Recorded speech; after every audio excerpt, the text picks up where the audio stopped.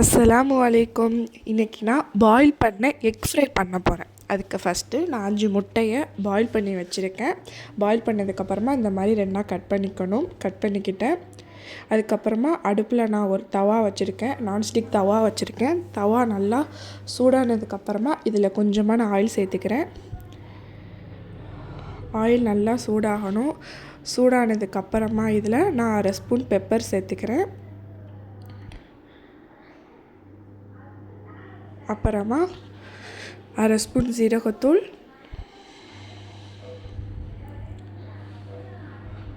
1/4 spoon மஞ்சள் தூள்,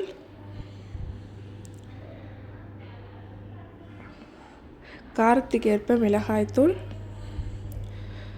அப்புறம் தேவையான அளவு உப்பு சேர்த்துட்டு நல்லா இது எல்லாத்தையும் மிக்ஸ் பண்ணிக்கலாம்.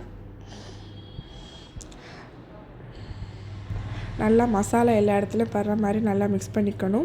மிக்ஸ் பண்ணதுக்கப்புறமா நம்ம பாயில் பண்ணி கட் பண்ணியிருக்க எக்கை இதில் சேர்த்துக்கலாம்.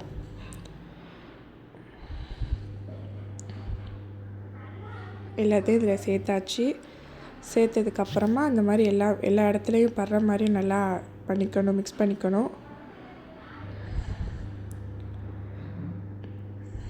அதுக்கப்புறமா இதை பரட்டி போட்டுக்கலாம். பரட்டி போட்டாச்சு. இது நல்லா ஃப்ரை ஆகணும், நல்லா ஃப்ரை பண்ணிக்கணும். பாருங்கள், நல்லா ஃப்ரை ஆகிடுச்சு. நல்லா ஃப்ரை ஆனதுக்கப்புறமா கடைசியாக இதில் மல்லித்தலை தூவி ஸ்டவ் ஆஃப் பண்ணிடணும். அவ்வளோதாங்க, நம்மளோட சுவையான பாயில் பண்ண எக் ஃப்ரை ரெடி ஆகிட்டு. நீங்களும் உங்கள் வீட்டில் ட்ரை பண்ணுங்கள். மறக்காமல் ரயான்ஸ் குக்கிங் சேனலுக்கு சப்ஸ்கிரைப் பண்ணுங்கள். தேங்க்யூ ஃபார் வாட்சிங்.